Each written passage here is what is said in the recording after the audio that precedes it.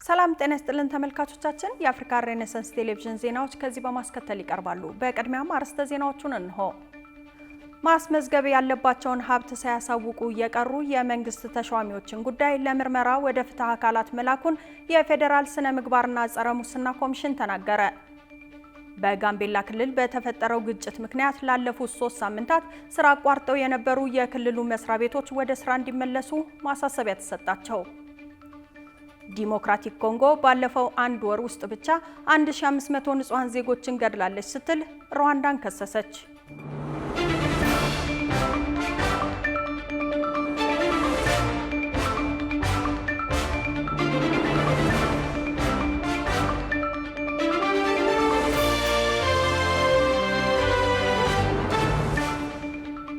ተመልካቾቻችን በያላችሁበት የዓለም ጥግ ሰላምታችን ይድረስ። ይህ የአፍሪካ ሬኔሳንስ ቴሌቪዥን የዜና ሰዓት ነው። የተመራረጡ ዜናዎችን ወደ እናንተ እናደርሳለን። አብራችሁ እንድትሆኑ የምጋብዛችሁ ሜሮን አለልኝ ነኝ።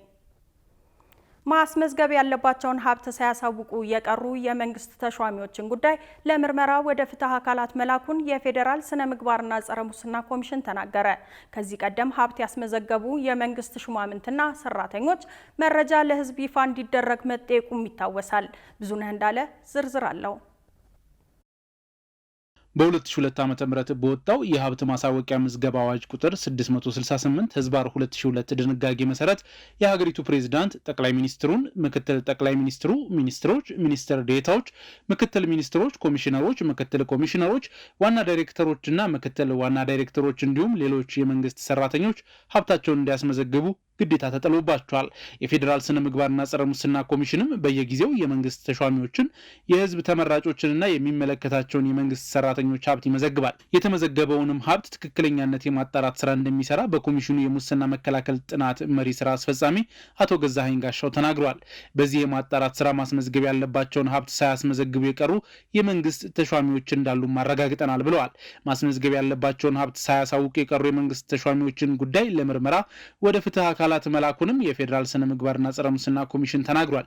ሙስናን ለመከላከል መስሪያ ቤቶች አሰራራቸውን ከእጅ ንክኪ ወደ ሆነ ኦንላይን ይቀይሩ ተብሎ ስራ ሲጀመርም እንዲህ ባለው መንገድ ብልሹ አሰራር መቀጠሉን ደርሼበታለሁ ብሏል ተቋሙ። የእነዚህ ተሿሚዎች ጉዳይም ለምርመራ ወደ ፍትህ አካላት መላኩንም ጠቅሷል። የሀብት ምዝገባው ሙስናን አስቀድሞ የመከላከል ስራ አንዱ አካል ነው የሚሉት አቶ ገዛኸኝ ሌሎች የቅድመ ሙስና መከላከል ተግባራትም እንዳሉ ተናግሯል። የቅድመ ሙስና መከላከል ጥናቶች ማካሄድ እንደ አብነትንም ጠቅሰዋል። በዚህ ስራ ደግሞ በሀገር አቀፍ ደረጃ 49.8 ሚሊዮን ካሬ ሜትር መሬት ከምዝበራ ማዳን ችለናል ብለዋል። ምዝበራን ለመከላከል ከሚቀርቡ ምክረ ሀሳቦች አንዱ አሰራሮችን በቴክኖሎጂ የታገዙ እንዲሆኑ ማድረግ የሚል ነው። አቶ ገዛኸኝ በበኩላቸው የሰዎች አመለካከትም አብሮ ካልተቀየረ አሰራሮች በቴክኖሎጂ እንዲታገዙ በማድረግ ብቻ ለውጥ ማምጣት ሊያስቸግር ይችላል ብለዋል። እንደ ማሳያም በአንድ የመንግስት መስሪያ ቤት በኤሌክትሮኒክስ የግዢ ስርዓት ላይ ያጋጠመውን ክስተት ጠቅሰዋል። ኮሚሽኑ የመንግስት ተቋማትን የአገልግሎት አሰጣጥ ሁኔታ ለማወቅና ጥናቶች እንደሚያካሂዱም ሰምተናል። በዚህ ጥናትም 408 የመንግስት ተቋማት ላይ ችግር እንዳለ ተረድተናል ብለዋል። የኢትዮጵያ ሕዝብ እንባ ጠባቂ ተቋም ከዚህ ቀደም ባወጣው መግለጫ ደግሞ የፌዴራል ስነ ምግባርና ጸረ ሙስና ኮሚሽን በተሿሚዎች፣ በተመራጮች ወይም በመንግስት ሰራተኞች ላይ እያከናወነ ያለውን የሀብት ምዝገባ መረጃ ለህዝብ ይፋ እንዲያደርግ ጠይቋል። ግለሰቦቹ ለኮሚሽኑ ያስመዘገቡትን ሀብት መረጃ በሚስጥር መያዝና ለህዝብ ይፋ ለማድረግ ከአዋጁ ጋር የሚጻረር ድርጊት እንደሆነም አስረድቷል። የሀብት ማስመዝገብ አዋጅ ዓላማው ህዝብ የተመዘገበና ያልተመዘገበ ሀብትን በማወቅ የተደበቀና በህጉ አግባብ ያልተመዘገበ ሀብት ካለም ጥቆማ ለመንግስት እንዲሰጥ ማድረግ ታሳቢ ያደረገ መሆኑንም ተቋሙ አስታውቋል። ኢትዮጵያ በሙስና በጎርጎሮሳውያኑ 2024 ከ137 ሀገራት 99ኛ ደረጃ ላይ ይዛ እንደምትገኝ የትራንስፓረንሲ ኢንተርናሽናል መረጃን ጠቅሶ የፌዴራል ስነ ምግባርና ጸረ ሙስና ኮሚሽን ተናግሯል። በጋምቤላ ክልል በተፈጠረው ግጭት ምክንያት ላለፉት 3 ሳምንታት ስራ አቋርጠው የነበሩ የክልሉ መስሪያ ቤቶች ወደ ስራ እንዲመለሱ ማሳሰቢያ ተሰጣቸው። የጸጥታ ችግር ስጋት ባለባቸው አካባቢዎች የሚገኙ መስሪያ ቤቶች የሚሰሩ ሰራተኞች ያለ ስጋት ገብተው እንዲወጡ ጥበቃ እንደሚደረግላቸውም ተገልጿል። ተጨማሪ ያለን በጋምቤላ ክልል ለ3 ሳምንታት ያህል በነበረው ግጭት ስራ አቋርጠው የነበሩት የክልሉ መስሪያ ቤቶችና ሰራተኞች ወደ ስራ እንዲመለሱ ማሳሰቢያ ተሰጥቷል። ማሳሰቢያውን የሰጠው የጋምቤላ ክልል ፐብሊክ ሰርቪስና የሰው ኃይል ልማት ሲሆን ረቡዕ ታህሳስ 22 ቀን 2018 ዓ.ም በክልሉ ለሚገኙ 53 መስሪያ ቤቶች ደብዳቤ መላኩልና የክልሉ መስሪያ ቤቶች ሁሉም ሰራተኞቻቸው ወደ ስራ ስለመመለሳቸው ጥብቅ ቁጥጥር እንዲያደርጉ ማሳሰቢያ እንደተሰጣቸው ቢቢሲ ዘግቧል። በጋምቤላ ክልል ከህዳር ወር መጨረሻ ጀምሮ የተቀሰቀሰው ግጭት እስከ ታህሳስ ወር ሁለተኛ ሳምንት ድረስ ተባብሶ የቆየ ሲሆን በዚህም ምክንያት ለ3 ሳምንት የክልሉ መስሪያ ቤቶችና ትምህርት ቤቶች ስራ አቁሞ መሰንበታቸው ተገልጿል። ከሰኞ ዕለት ጀምሮ በክልሉ መስሪያ ቤቶች በተወሰነ ደረጃ የተከፈቱ ሲሆን የክልሉ መንግስትም ወደ ስራ የተመለሱት የትኞቹ ቢሮዎች እንደሆኑ መረጃ እየሰባሰበ እንደሚገኝ ተናግሯል። የክልሉ ፐብሊክ ሰርቪስና የሰው ኃይል ልማት ቢሮ በጻፈው ደብዳቤ በተከሰተው የጸጥታ መደፍረስ ምክንያት ላለፉት 3 ሳምንታት የመስሪያ ቤቶቹ አገልግሎት መስተጓጎሉን ጠቅሶ በአሁኑ ሰዓት ግን በጋምቤላ ከተማ ብሎም የጸጥታ መደፍረስ ባጋጠማቸው አካባቢዎች አንጻራዊ ሰላም እየሰፈነ እንደሆነ አሳውቋል። በዚህም የተነሳ የክልሉ መንግስት መስሪያ ቤቶች ወደ መደበኛ አገልግሎት እንዲመለሱና ሁሉም የቢሮ ሰራተኞች በመደበኛ ስራ ገበታቸው ላይ እንዲገኙ መወሰኑን ደብዳቤው ያስረዳል። ቢቢሲ እንደዘገበው ይህ ውሳኔ የተላለፈው የጋምቤላ ክልል ካቢኔና የጸጥታ አካላት ከማክሰኞ ዕለት ጀምሮ በዝግ እያደረጉት ባለው ስብሰባ ላይ መሆኑን ያሳፈረ ሲሆን የክልሉ መንግስት ሁሉም መስሪያ ቤቶች ወደ ስራ እንዲመለሱ ቢያስም አሁንም ድረስ የጸጥታ ችግር ያለባቸው አካባቢዎች እንዳሉ ተገልጿል። ይህንኑ ጉዳይ ያመላከተው የክልሉ የፐብሊክ ሰርቪስና የሰው ኃይል ልማት ቢሮ በእነዚህ አካባቢዎች ለሚገኙ ቢሮዎች ጥበቃ እንደሚደረግላቸው አስታውቋል። ቢሮው የጸጥታ ችግር ተጋላጭ የሆኑ አካባቢዎችን የመለየት ስራ እያከናወነ ሲሆን ስጋት ያለባቸው ቢሮዎች ተጨማሪ ጸጥታ ኃይል እንዲመደብላቸው እንደሚያደርግ በደብዳቤው ማስፈሩ ተሰምቷል። ዲሞክራቲክ ኮንጎ ባለፈው አንድ ወር ውስጥ ብቻ 1500 ንጹሃን ዜጎችን ገድላለች ስትል ሩዋንዳን ከሰሰች።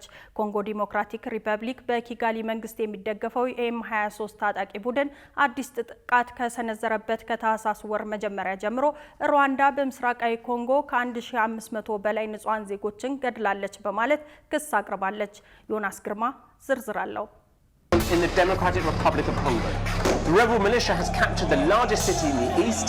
በአፍሪካ ውስጥ በማዕድን ከበለጸጉ ሀገራት መካከል የሚጠቀሱት ዲሞክራቲክ ሪፐብሊክ ኮንጎና በፖል ካጋሜ ፕሬዝዳንትነት የምትመራው ሩዋንዳ እርስ በርስ ውጥረት ውስጥ ከገቡ የሰነበቱ ሲሆን አሁንም ከኮንጎ መዲና ኪንሻሳ የሚወጡ መረጃዎች ውጥረቱ መባባሳቸውን ይገልጻሉ። የዲሞክራቲክ ሪፐብሊክ ኮንጎ መንግስት ሩዋንዳ ባለፈው አንድ ወር ውስጥ ብቻ ከ1500 በላይ ንጹሃን ዜጎችን ገላለች ስትል ከባድ ክስ በሩዋንዳ ላይ ሰንዝራለች። ጥቃቱ ተፈጽሟል ባለው በሩዋንዳ በሚደገፈው የኤም23 አማጺ ቡድን አዲስ ወረራ ከጀመረበት ካለፈው ታህሳስ ወር ወዲህ መሆኑን ኮንጎ ገልጻለች። እንደ ኮንጎ መንግስት መግለጫ ከሆነ የሩዋንዳ ጦር በቦምብና ካሚካዜ ድሮኖች በመታገዝ በፈጸመው ጥቃት የሟቾች ቁጥር ከ1500 በላይ የሆነ ሲሆን ድርጊቱንም የአገሪቱ መንግስት ባለስልጣናት በአገሪቱ ሉዓላዊነት ላይ የተፈጸመ ግልጽ የጥቃት ተግባር በማለት የኮነኑት ሲሆን ድርጊቱም ዓለም አቀፍ የሕግ ጥሰት መሆኑንም በመግለጽ የፖል ካጋሜን ሀገር ከሰዋታል። ክስ የቀረበባት ሩዋንዳ በበኩሏ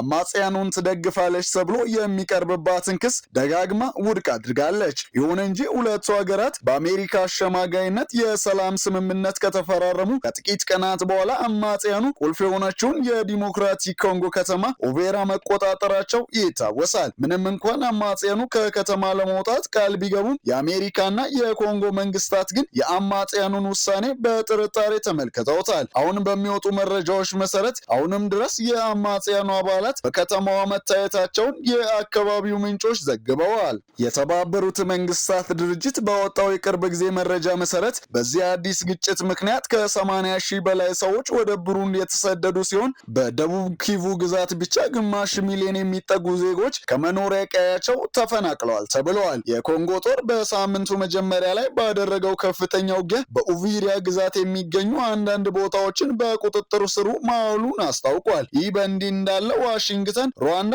የሰላም ስምምነቱን ጥሳለች ስትል መክሰሷ ይታወሳል።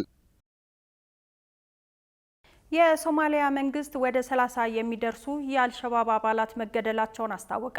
በደቡብ ምስራቅ የሀገሪቱ ክፍል ውስጥ በሚገኘው ጃባድ ጎዳኔ በተባለ ከተማ ውስጥ በተፈጸመው የአየር ጥቃት ሽብርተኞቹ መገደላቸውም ነው የተገለጸው። ዝርዝሩን ሰምተን እንመለሳለን። የሶማሊያ መንግስት ኃይሎች ከዓለም አቀፍ አጋሮቻቸው ጋር በመሆን በፈጸሙት ጥቃት ወደ 30 የሚጠጉ የአልሸባብ ታጣቂዎች መገደላቸውን ገልጿል። በደቡብ ምስራቅ የአገሪቱ ክፍል ውስጥ በሚገኘው ጃባድ ጎዳኔ በተባለ ከተማ ውስጥ በተፈጸመው የአየር ጥቃት 29 የአልሸባብ ታጣቂዎች መገደላቸውንና በተጨማሪም ለሽብር ጥቃት ሊውሉ የነበሩ ተሽከርካሪዎች እንዲሁም የጦር መሳሪያዎች መውደማቸውን የሀገሪቱ የመከላከያ ሚኒስትር ገልጿል።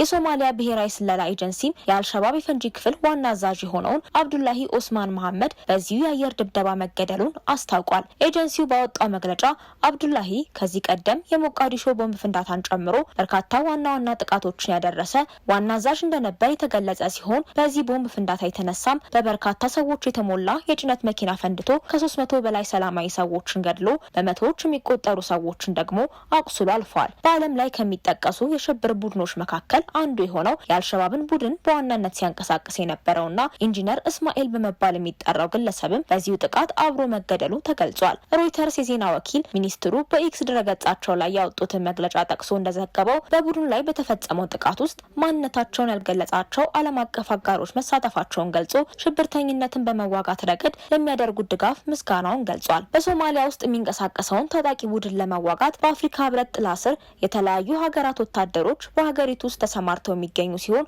አሜሪካና ሌሎች ምዕራባውያን ሀገራት ደግሞ የአየር ጥቃትን ጨምሮ የተለያዩ ድጋፍን ይሰጣሉ። በተለይም አሜሪካ በቡድኑ ይዞታዎች፣ መሪዎች እንዲሁም ታጣቂዎች ላይ በተደጋጋሚ ጊዜ የአየር ጥቃቶችን በመፈጸም ትታወቃለች። ከዓለም አቀፉ ቡድን ከአልቃይዳ ጋር ግንኙነት እንዳለው የሚነገርለት አልሸባብ ዓለም አቀፍ ድጋፍ ያለውን የሶማሊያ መንግስትን በመጣል በጥብቅ የሸሪዓ ህግ የሚመራ አስተዳደር ለመመስረት ከአውሮፓውያኑ 2007 ጀምሮ የሽምቅ ጥቃት እያካሄደ እንደሚገኝ የሚታወቅ ነው። ይህ በከፍተኛ ደረጃ ኢላማ የተደረገበትና በሚገባ የታቀደ ዘመቻ እነዚህ መሪዎች በሶማሊያ ህዝብ ላይ ያደረሱትን ስጋትና ስቃይ ለማስቆም የቻለና የተሳካ ነበር ሲል ኤጀንሲው አክሎ ተናግሯል።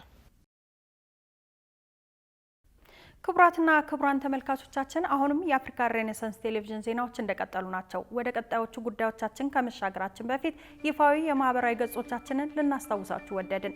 በቴሌቪዥን ስርጭት ያለፏችሁን ፕሮግራሞች ከ1.8 ሚሊዮን በላይ ሰብስክራይበሮች ባሉት አርትስ ቲቪ ወርልድ የዩቲዩብ ገጻችን በኩል ልትከታተሉ ትችላላችሁ። በተጨማሪም በርካታ ተከታዮችን ባፈራንባቸው በፌስቡክ፣ በቀድሞ ትዊተርና በአሁኑ ኤክስ እንዲሁም በቲክቶክና ኢንስታግራም ገጾቻችን በኩል ቤተሰብ መሆን ትችላላችሁ። ካፍታ ቆይታ በኋላ በአርትስ ስፔሻል የመረጃ ሰዓታችን ልዩ የመዝናኛ የኪነ ጥበብና የሁነት መረጃዎች ወደ እናንተ እናደርሳለን። ይጠብቁን። ክቡራን ተመልካቾቻችን አሁን የኢትዮጵያ እግር ኳስ ፌዴሬሽን የስራ አስፈጻሚ ኮሚቴ አሰልጣኝ ዮሐንስ ሳህሌን ቀጣዩ የኢትዮጵያ ብሔራዊ ቡድን ዋና አሰልጣኝ አድርጎ መምረጡን ጨምሮ የተመራረጡ ስፖርታዊ መረጃዎችን ወደ እናንተ የምናደርስበት ሰዓት ላይ ደርሰናል። ስፖርታዊ መረጃዎቹ በባልደረባችን ጌታውን አበበ ወደ እናንተ ይደርሳሉ። ከመረጃዎቹ ጋር መልካም ቆይታ። ከአፍሪካ ሬኔሳንስ ቴሌቪዥን የሰዓቱን ስፖርታዊ መረጃዎች ይዘን መጥተናል። መረጃዎቻችንን ከሀገር እንጀምራለን። የወቅቱ የፋሲል ከነማ አሰልጣኝ ዮሐንስ ሳህሌ የኢትዮጵያ ብሔራዊ ቡድን አሰልጣኝ እንዲሆን ተመረጠ። የኢትዮጵያ እግር ኳስ ፌዴሬሽን የስራ አስፈጻሚ ኮሚቴ ባደረገው ስብሰባ አሰልጣኝ ዮሐንስ ሳህሌን ቀጣዩ የኢትዮጵያ ብሔራዊ ቡድን ዋና አሰልጣኝ አድርጎ መምረጡን አሳውቋል። አሰልጣኙ ፋሲል ከነማን እያሰለጠነ የሚገኝ ሲሆን ፌዴሬሽኑ ከክለቡ ጋር ንግግር አድርጎ የውል ሁኔታውን ካወቀ በኋላ ተጨማሪ መረጃ እንደሚሰጥ ጠቅሷል። አሰልጣኝ ዮሐንስ ሳህሌ ከዚህ ቀደም የኢትዮጵያ ታዳጊና ዋናው ብሔራዊ ቡድንን በአሰልጣኝነት የመራ ሲሆን በተጨማሪም በፌዴሬሽኑ በቴክኒክ ዳይሬክተርነት ማገልገል ችሏል። በቅርቡ ከቀድሞ አሰልጣኙ መሳይ ተፈሪ ጋር በስምምነት የተለያየው የኢትዮጵያ ብሔራዊ ቡድን በፈረንጆቹ በተጠናቀቀው 2025 በነበረው ቁጥር 7 ጨዋታ አድርጎ 3 ድል አስመዝግቦ 4 ሽንፈት ሲያስተናግድ በአጠቃላይ 11 ጎል አስቆጥሮ 10 ጎል ተቆጥሮበታል። ብሔራዊ ቡድኑ ባስመዘገበው ውጤት መሰረት ከዓለም 147ኛ ደረጃን በመያዝ ዓመቱን ፈጽሟል። አሁን በሞሮኮ አስተናጋጅነት እየተካሄደ በሚገኘው በ35ኛው የአፍሪካ ዋንጫና በሰኔ ወር በ3 ሀገራት በጣምራ በሚዘጋጀው የዓለም ዋንጫ የተሳትፎ ውጤት ማስመዝገብ ያልቻለው የኢትዮጵያ ብሔራዊ ቡድን ዘንድሮ ከፋሲል ከነማ ጋር በሊጉ እስካሁን ሽንፈት ያልገጠመውን ቡድን በመመስራት አስደናቂ ዓመት እያሳለፈ የሚገኘውን የቀድሞ የዋልያዎቹን አሰልጣኝ ዮሐንስ ሳህሌን መሾሙን አሳውቋል። ፌዴሬሽኑ ይህን ይበል እንጂ ይህን ዜና እስካጠናቀርንበት ሰዓት ድረስ እስካሁን በአሰልጣኙም ሆነ በሚያሰለጥነው ክለብ አማካኝነት የተሰጠ ምንም አይነት ይፋዊ ምላሽ የለም። በሞሮኮ አስተናጋጅነት እየተካሄደ የሚገኘው 35ኛው የ2025 የአፍሪካ ዋንጫ የምድብ ጨዋታ መጠናቀቁን ተከትሎ ከነገ ጀምሮ የጥሎ ማለፍ ጨዋታዎች ይደረጋሉ። የአንድ ጊዜ የአፍሪካ ዋንጫ አሸናፊዋና በምድብ በአጠቃላይ ባደረገቻቸው 3 ጨዋታዎች አንዱን ብቻ አቻ በመውጣት ድንቅ አቋም እያሳየች የምትገኘው ሴኔጋል ከጎረቤት ሀገር ሱዳን ጋር የሚያደርጉት ጨዋታ ይጠበቃል። በመከላከሉ ረገድ ጥሩ አቋም እያሳየች የምትገኘው ሴኔጋል በምድቧ አንድ ግብ ብቻ ሲቆጠርባት፣ ሱዳን በበኩሏ 5 ግቦችን አስተናግዳለች። ሱዳን በውድድሩ ታሪክ ውስጥ አንድም ጎል ሳታስቆጥር ወደ ጥሎ ማለፍ ደረጃ የደረሰ የመጀመሪያው ብሔራዊ ቡድን መሆን ችላለች። የሱዳን ብሔራዊ ቡድን በውድድሩ አንድ ጨዋታ ብቻ ሲያሸንፍ ብቸኛ የማሸነፊያ ግቧን የኢኳቶሪያል ጊኒው ተጫዋች ሳውል ኮኮ በራሱ ላይ ማስቆጠሩ ይታወሳል። ሱዳን ከሴኔጋል ጋር ያደረገቻቸውን ጨዋታዎች አንድም ጊዜ አሸንፋ የማታውቅ ሲሆን ለመጨረሻ ጊዜ የተጫወቱት ደግሞ መስከረም ወር ላይ ሲሆን ጨዋታውም 2-1 በሆነ ውጤት መጠናቀቁ ይታወሳል። ጨዋታው ነገ ምሽት 1 ሰዓት ሲል ጅማሮን የሚያደርግ ሲሆን በሌላ ተጠባቂ ጨዋታ ማሊ ከቱኒዚያ ምሽት 4 ሰዓት ላይ ይገናኛሉ። በ19ኛ ሳምንት የእንግሊዝ ፕሪሚየር ሊግ የበዓል ሰሞን ጨዋታዎች ማንቸስተር ሲቲ ከሜዳው ውጭ ከሰንደርላንድ ተጫውቶ 0-0 በሆነ አቻ ውጤት ተለያይቷል። ማንቸስተር ሲቲ በምሽቱ ጨዋታ ከሊጉ መሪ አርሰናል ያለውን የነጥብ ልዩነት የሚያጠብበትን አጋጣሚ ሳይጠቀምበት ቀርቷል። በውድድር ዓመቱ ለሁለተኛ ጊዜ ነጥብ የተጋራው ማንቸስተር ሲቲ ከአርሰናል በ4 ነጥብ ዝቅ ብሎ በ41 ነጥብ ሁለተኛ ደረጃ ላይ ሲቀመጥ አሰልጣኝ ፔፕ ጋርዲዮላ ብዙ በተፈተነበት የአዲሱ ዓመት የመጀመሪያ ዕለት ጨዋታ ከ6 ተከታታይ ድል በኋላ ነጥብ የተጋራበትን ምሽት አሳልፏል። 6 ተጫዋቾቻቸውን በአፍሪካ ዋንጫና ሌሎቹንም በጉዳት ያጡት ጥቋቁር ከዋክብቶቹ አሁንም ለትልልቆቹ ክለቦች ፈተና መሆናቸውን አሳይተዋል። ከ7 ዓመት በኋላ ወደ ፕሪሚየር ሊግ የተመለሰው ሰንደርላንድ አሁንም በሜዳው ያለመሸነፍ ጉዞውን ሲያስቀጥል፣ አርሰናልና ሰንደርላንድ በዚህ ዓመት በሜዳቸው ያልተሸነፉ ብቸኛ ክለቦች ሆነዋል። በሌላ የ19ኛ ሳምንት የእንግሊዝ ፕሪሚየር ሊግ የበዓል ሰሞን ጨዋታ የመርሲሳይዱ ክለብ ሊቨርፑል በሜዳው ሊድስ ዩናይትድን አስተናግዶ በተመሳሳይ 0-0 በሆነ ውጤት ተጠናቋል። በአንፊልድ ሮድ ስታዲየም ጨዋታውን ያደረገው ሊቨርፑል ነጥብ ተጋርቶ መውጣቱን ተከትሎ በ33 ነጥብ 4ኛ ደረጃ ላይ ለመቀመጥ ተገዷል። በምሽቱ ጨዋታ ነጥብ መጣሉን ተከትሎ ጥሩ ተፎካካሪ ሊሆን የሚችልበትን እድል ያባከነው ሊቨርፑል ከመሪው አርሰናል በ12 ነጥብ እንዲርቅ አድርጎታል። ብሬንትፎርድ ከቶትናም ሆትስፐርስ የተገናኙበት ጨዋታ በተመሳሳይ 0-0 በሆነ ውጤት ሲጠናቀቅ ክሪስታል ፓላስ ከፉልሃም አንዳቻ ተለያይተዋል። ጃን ፊሊፕ ማቴታ ለክሪስታል ፓላስ እንዲሁም ቶም ካርኒ ለፉልሃም ግቦቹን አስቆጥረዋል። የ20ኛ ሳምንት የእንግሊዝ ፕሪሚየር ሊግ ነገም ቀጥሎ ሲከናወን በሳምንቱ አጋማሽ በመድፈኞቹ ሽንፈት ያስተናግደው አስቶን ቪላ ከኖቲንግሃም ፎረስት እንዲሁም የሊጉ መሪ አርሰናል ከበርንማውዝ የሚያደርጉት ጨዋታ ይጠበቃል። በአሰልጣኝ ኡናይ ኤምሪ የሚመራው አስቶን ቪላ በፕሪሚየር ሊጉ ከ8 ተከታታይ ድል በኋላ መሸነፉ የሚታወስ ሲሆን ወደ ድል ለመመለስ ነገ ከቀኑ 9:30 ላይ በቪላ ፓርክ ኖቲንግሃም ፎረስትን ያስተናግዳል። በነገው መርሃ ግብር አስቶን ቪላ ማሸነፍ የሚችል ከሆነ ነጥቡን ወደ 42 ከፍ በማድረግ ሁለተኛ ደረጃ ላይ መቀመጥ ይችላል። በሌሎች ጨዋታዎች አመሻሽ 12 ሰዓት ላይ በሊጉ ግርጌ ላይ የሚገኘው ወልቭስ ከዌስትሃም ዩናይትድ፣ ብራይተን ከበርንሌ የሚገናኙ ይሆናል። ምሽት 2:30 ላይ በሚደረግ ተጠባቂ ጨዋታ በሳምንቱ አጋማሽ ወሳኝ ድል አሳክቶ የተመለሰው የሊጉ መሪ አርሰናል ከሜዳው ውጭ በማቅናት ከበርንማውዝ ይገናኛል። በሊጉ ከተከታዩ ማንቸስተር ሲቲ በ4 ነጥብ በመራቅ እየመሩ የሚገኙት መድፈኞቹ የሊጉን መሪነት ለማጠናከር በሚያደርጉት ጨዋታ በሊጉ ጠንካራ ከሆነው በርንማውዝ ከባድ ፈተና ይጠብቃቸዋል። የ20ኛ ሳምንት የእንግሊዝ ፕሪሚየር ሊግ እሁድ ቀጥሎ ሲከናወን የሳምንቱ ተጠባቂ ጨዋታ በኢትሃድ ስታዲየም ሲደረግ ማንቸስተር ሲቲ አሰልጣኙን ካሰናበተው ቼልሲ የሚገናኙበት መርሃ ግብር ይጠበቃል። የምዕራብ ለንደኑ ክለብ በሳምንቱ አጋማሽ ሳይጠበቅ ከአሰልጣኝ ኢንዞ ማሬስካ ጋር መለያየቱ የሚታወስ ሲሆን ከማንቸስተር ሲቲ በሚያደርገው ጨዋታ ከባድ ፈተና ይጠብቀዋል። የሁለቱ ክለቦች ተጠባቂ ጨዋታ እሁድ ምሽት 2:30 ላይ የሚደረግ ይሆናል። ክቡራን ተመልካቾች አሁን ሰዓቱ በየሳምንቱ ወደ እናንተ የሚደርሰው አርትስ ስፔሻል ልዩ የመዝናኛ የኪነ ጥበብና የሁነት መረጃዎች ነው። ልዩ መረጃዎቹ በባልደረባችን ናቲማናዬ ወደ እናንተ ይደርሳሉ። ከመረጃዎቹ ጋር መልካም ቆይታ።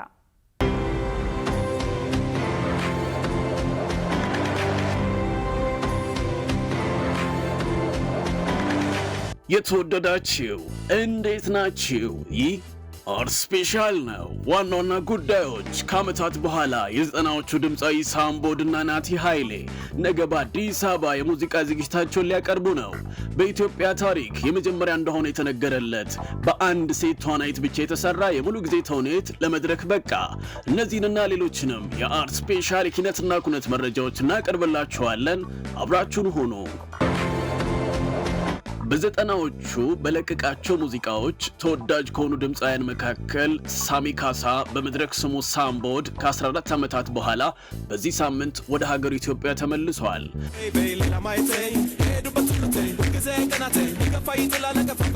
ሳምቦድ ከዓመታት በኋላ ወደ ሀገር ቤት የተመለሰው በሚሌኒየም አዳራሽ ለሚያቀርበው የሙዚቃ ዝግጅት ነው። ይህ የሙዚቃ ዝግጅት ሳምቦድን ከድምፃዊ ናቲ ኃይሌና ከድምፃዊ ሄኖክ አበበ ጋር ያጣመረ ነው። የሙዚቃ ድግሱ ቅዳሜ ታህሳስ 25 አመሻሽ ላይ በሚሌኒየም አዳራሽ ይካሄዳልም ተብሏል።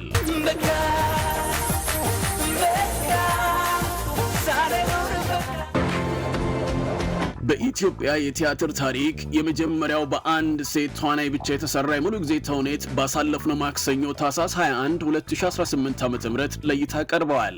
የተውኔቱ ስያሜ ሀረግ የሚሰኝ ሲሆን ደራሲና አዘጋጁ ክምናዳ ያሰፋ ነው።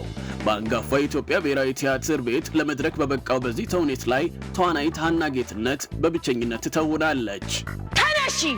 ተነሽና ሀረግሽን ምዘዢ። በምትመዢው ሀረግ ላይ የጠወለጉ የወየቡና የበሰበሱ ቅጠሎችን እየለመለምሽ ሂጂ። ተነሽ ሀረግ ተነሽ። ተውኔቱን በቋሚነት ዘውትር ማክሰኞ በአንጋፋው የኢትዮጵያ ብሔራዊ ቲያትር ቤት ለቲያትር አፍቃሪያን እንደሚቀርብም ተገልጿል። በኢትዮጵያ የቲያትር ታሪክ የመጀመሪያው በአንድ ወንድ ተዋናይ ብቻ የተሰራ የሙሉ ጊዜ ተውኔት በበረከት በላይነት ተደርሶ ግሩም ዘነበ የተወነበት እያዩ ፈንገስ ተውኔት እንደሆነ ይታወሳል። ምንድነው አስር አለቃ? የምን ተኩስ ነው? ምንድነው የምን ተኩስ ነው? ድምፃዊ ኢሳያስ ታምራት የጥላ ወርቅ ለዛ የተሰኘ ገሚስ የሙዚቃ አልበም ለአድማጮች አቀረበ። በዚህ ገሚስ የሙዚቃ አልበም የድምፃዊ ጥላውን ገሰሰ 6 ሙዚቃዎች ናቸው በአዲስ መልክ ድጋሚ ተሰሩት።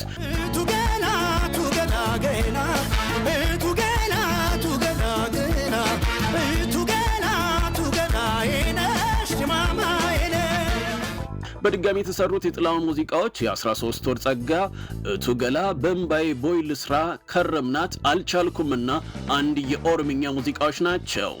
ለሙዚቃዎቹ ድርሰት ባለቤቶች ህጋዊ በሆነ መንገድ ክፍያዎችን ፈጽሞ የድጋሚ መስራት መብት ማግኘቱን ድምፃዊ አስታውቀዋል።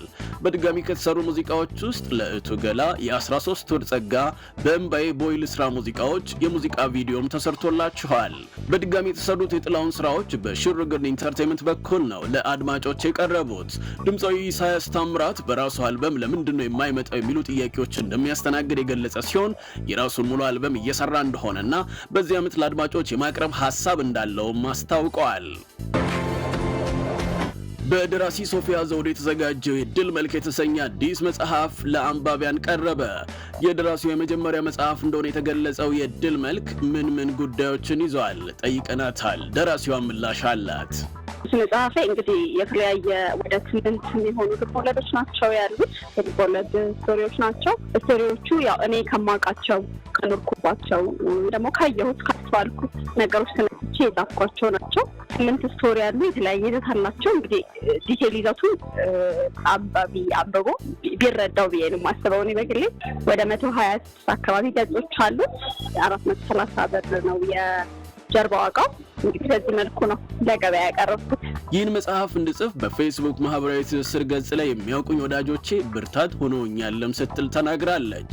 የፌስቡክ ጓደኞቼ ናቸው። ፌስቡክ ላይ ስጽፍ የሚያውቁኝ ሰዎች የኔ ጽሁፍ አጭር ልቦለድ ሆኖ ቀለል ብሎ የሚነበቡ ናቸው እና ብዙ ሰዎች እንደዚህ ስለሚሉ በዚህ መልኩ የሚያውቁኝ ሰዎች በብዛት መጽሐፍ ብታወጪ ሲሉ እስኪ ብዬ የጻፍኳቸው የተለያየ ጊዜ ጻፍኳቸው ስቶሪዎች አሉ። እነሱን አይቼ ሰብስቤ ጽሁፎችን ለሰው አሳይቼ በዛ መልኩ ነው ጽሁፉን እንዲወጣ ያደረኩት። ደራሲ ሶፊያ ዘውዱ የዚህን መጽሐፍ ግብረ መልስ አይቼ በቀጣይ ሌላ መጽሐፍ የመጽሐፍ ሐሳብ አለኝም ብላለች። ይህንን አይቼ የሰዎችንም ፊድባክ ያለው መስተካከል ያለባቸው ነገሮች ካሉ ሰዎችን ሰጡ ጥሩም ያለውን ስለም ይደግፉም አይደግፉም ሀሳቦች ይኖራሉ። እኔ ግን ከዛም ተነስቼ እኔ ደግሞ አሉኝ ብዙ ጽፋቸዋለሁ ብዬ አሰብኳቸው እነሱንም አሳፍራለሁ። በደንብ እንግዲህ እመጣለሁ ብዬ አስባለሁ። የድል መልክ መጽሐፍ አርብ ታህሳስ 24 በዋሊያ መጽሐፍ መደብር ጥሪ የተደረገላቸው እንግዶች በተገኙበት የተመረቀ ሲሆን በቅርቡ በተለያዩ መጽሐፍ መደብሮች ለአንባቢያን እንደሚቀርብም ደራሲዋ ነግራናለች። እንደ ማሳረጊያ በሳምንቱ የመጨረሻ ቀናት ቅዳሜና እሁድ የሚካሄዱ የመጽሐፍና የሀሳብ ውይይት መርሃ ግብሮችን እንጠቋቁማችሁ። ቅዳሜ በሆዬ ምዕራፍ ወራዊ የመጽሐፍ ዳሰሳ አዘጋጆች የተሰናዳው በደራሲ መስፍን ወንደሰን ሼሙኔ መጽሐፍ ላይ ቅዳሜ ረፋድ ላይ ውይይት ይካሄዳል። ይህ መርሃ ግብር ታህሳስ 25 ከጠዋቱ 4 ሰዓት እስከ ቀኑ 6 ሰዓት በብሔራዊ ቤተ መዛግብትና ቤተ መጻሕፍት አገልግሎት ወመዘክር አዳራሽ እንደሚካሄድ ተገልጿል። በሌላ በኩል 4 ኪሎ በሚገኘው ዋሊያ መጽሐፍ አዘጋጅነት ሰውና ጉዞ የተሰኘ ሐሳብ ውይይት መርሃ ግብር ይከናወናል። ይህ መርሃ ግብር ቅዳሜ ታህሳስ 25 ከቀኑ 8 ሰዓት ጀምሮ የሚከናወን ሲሆን በዕለቱም ደራሲ ዮርዳኖስ አልማዝ ሰይፉ፣ ጋዜጠኛ ሄኖክ ስዩም፣ ዶክተር ጌታቸው ተድላ፣ ደራሲ ታገሱ ጌትነትና ደራሲ ፍቃዱ አየልኝ ሐሳቦቻቸውን ያጋራሉ ተብሏል። እሁድ 76ኛው ዙር አውደ ፋጎስ የውይይት መድረክ እሁድ ይካሄዳል። በዚህኛው ዙር ዶክተር ብርሃኑ በሻ የኢትዮጵያ ነጻነት በሀብት ይሆናል በሚል ርዕስ መነሻ ሐሳብ ያቀርባሉ። ይህ ውይይት እሁድ ታህሳስ 26 2018 ዓ.ም ከቀኑ 8 ሰዓት ጀምሮ በብሔራዊ ቤተ መዛግብትና ቤተ መጻሕፍት አገልግሎት ወመዘክር አዳራሽ ውስጥ ይካሄዳል። በሌላ በኩል እሁድ አመሻሽ ላይ የኢትዮጵያ ቡክ ፎረም አሰናጆችና ተሳታፊዎች ያዘጋጁት ዘሪቱ ከበደ ስለ ልጅነቷ አስተዳደጓና የህይወት መንገዷ ዙሪያ በጻፈ ከልጅነት እስከ ልጁነት መጽሐፍ ላይ ውይይት ያከናውናሉ። ውይይቱም ታህሳስ 26 ከምሽቱ 2 ሰዓት ጀምሮ በኢትዮጵያ ቡክ ፎረም በክለብ ሃውስ መተግበሪያ በኩል እንደሚካሄድም ተገልጿል። ክቡራትና ክቡራን ተመልካቾቻችን በዚህ ሳምንት ያዘጋጀንላችሁ የአርት ስፔሻል ኪነትና ኩነት መረጃዎች ይህንን ይመስሉ ነበር። ስለተከታተላችሁን እናመሰግናለን።